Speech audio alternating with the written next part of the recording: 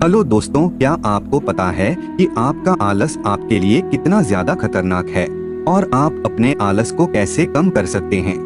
तो आइए इस कहानी को सुनते हैं। गौतम बुद्ध अपने ध्यान में बैठे थे कि वहाँ पर एक आदमी आया। ये आदमी अपने आलसीपन से बहुत ज्यादा परेशान था।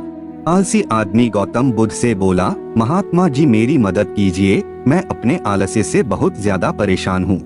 आप ही कोई उपाय बताइए जिससे मैं आलसीपन से छुटकारा पा सकूं। गौतम बुद्ध ने उस व्यक्ति से कहा, पहले मुझे यह बताओ कि तुम्हें क्यों लगता है कि तुम आलसी हो। आलसी आदमी बोला, सिर्फ मुझे नहीं, मेरे परिवार वालों को और मेरे आसपास के सभी लोगों को ऐसा लगता है कि मैं आलसी हूँ।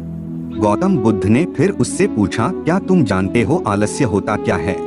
आलसी व्यक्ति बोला, नहीं मैं नहीं जानता, किंतु मैं इतना जरूर जानता हूँ कि आलस्य बहुत बुरी चीज है। इसकी वजह से मुझे बहुत नुकसान हुआ है। गौतम बुद्ध बोले, जिस परेशानी से तुम छुटकारा पाना चाहते हो पहले उसके बारे में पूरी जानकारी ले लोगे तो उससे छुटकारा पाना आसान हो जाएगा। आलसी व्यक्ति बोला, भगवान इतनी बुद्धि तो मुझ में नहीं है, आप ही मुझे इस समस्या के बारे में जानकारी दीजिए। गौतम बुद्ध बोले, आलस्य एक मानसिक अवस्था है, एक विचार है जिसे जाने अनजाने में हम खुद ही जन्म देते हैं।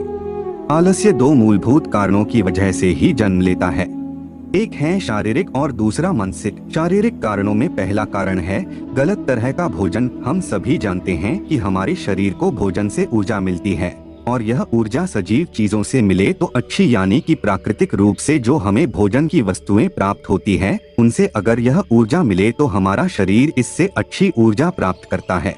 इससे उलट यदि हम निर्जीव वस्तुओं से ऊर्जा प्राप्त करते हैं तो यह हमें आलस्य की ओर लेकर जाती है। दूसरा कारण, हमारी शारीरिक गतिविधियां भी हमें आलस्य के चंगुल में फंसा सकती है। गौतम बुद्ध ने आलसी व्यक्ति को अपने शिष्यों की तरफ इशारा करते हुए कहा कि देखो, इनके चलने फिरने बैठने के तरीकों में तुम्हें कुछ अलग नजर आ रहा है।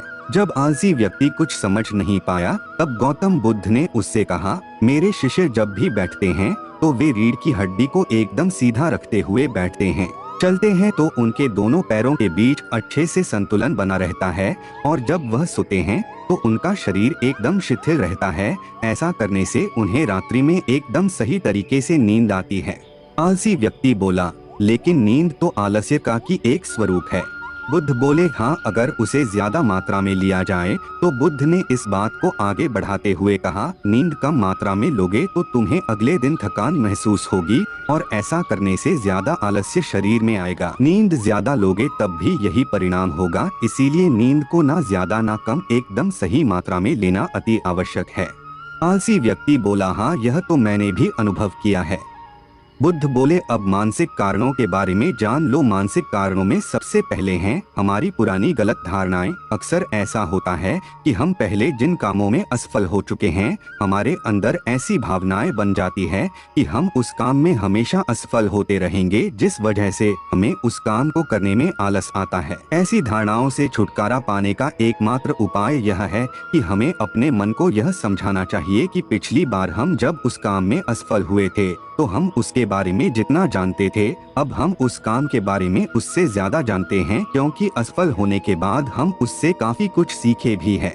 बुद्ध बोले, दूसरा कारण है आलसी और कामचोर लोगों की संगत। कई बार ऐसा होता है कि हम आलसी नहीं होते, मगर जिनके साथ हम रहते हैं हम उन जैसे बनने लगते हैं। इससे छुटकारा पाने का उपाय बहुत सरल है, कामचोर और आलसी व्यक्तियों से दूर रहो। ऐसे व्यक्तियों की संगत में रहो जो अपने काम को बड़ी लगन से करते हैं और तुम्हें कुछ सिखा पाए। गौतम बुद्ध ने तीसरा कारण बताते हुए कहा, यह कारण आलस्य के लिए सबसे बड़ा कारण है। काम को कल पर टालते रहना, यह कारण इतना शक्तिशाली है कि किसी भी व्यक्ति को बर्बाद कर सकता है। इससे बचने का सबसे आसान उपाय यह है कि जो काम जितनी जल्दी संभव हो उतनी जल्दी कर दिया जाए। गौतम बुद्ध ने आलसी व्यक्ति से एक सवाल पूछा, मान लो तुम किसी रेगिस्तान में फंस गए हो और तुम्हें प्यास लगी है, तो तुम क्या करोगे।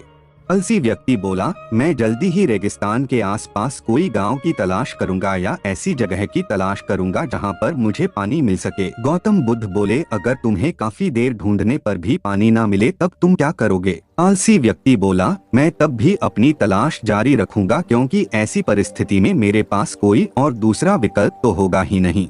गौतम बुद्ध बोले, बिल्कुल सही, और यही है मानसिक स्तर पर आलस्य का चौथा कारण, किसी भी निश्चित लक्ष्य का ना होना। यह भी आलस की ओर लेकर जाता है। अब सुनो पांचवे कारण के बारे में। गौतम बुद्ध बोले, सोचो कि तुम्हारे पास काफी सारे सोने के दागिने हैं जो तुम्हें एक जगह से दूसरी जगह लेकर जाना है।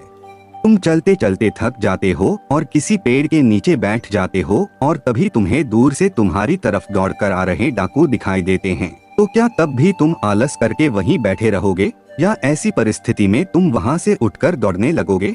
आलसी व्यक्ति बोला, जी मुझे वहां से दौड़ना ही पड़ेगा, नहीं तो मेरी जान और सोने के दागिने दोनों खतरे में पड़ जाएंगे।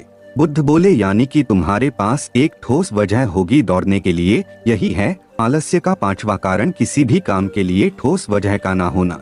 आलसी व्यक्ति महात्मा बुद्ध की बातों से संतुष्ट हुआ। वह बोला, महात्मा जी, मैं अब आलस्य के बारे में सब कुछ जान चुका हूँ और अब मैं इन सभी कारणों पर काम करूँगा और अपने आलस्य को दूर भगा दूंगा।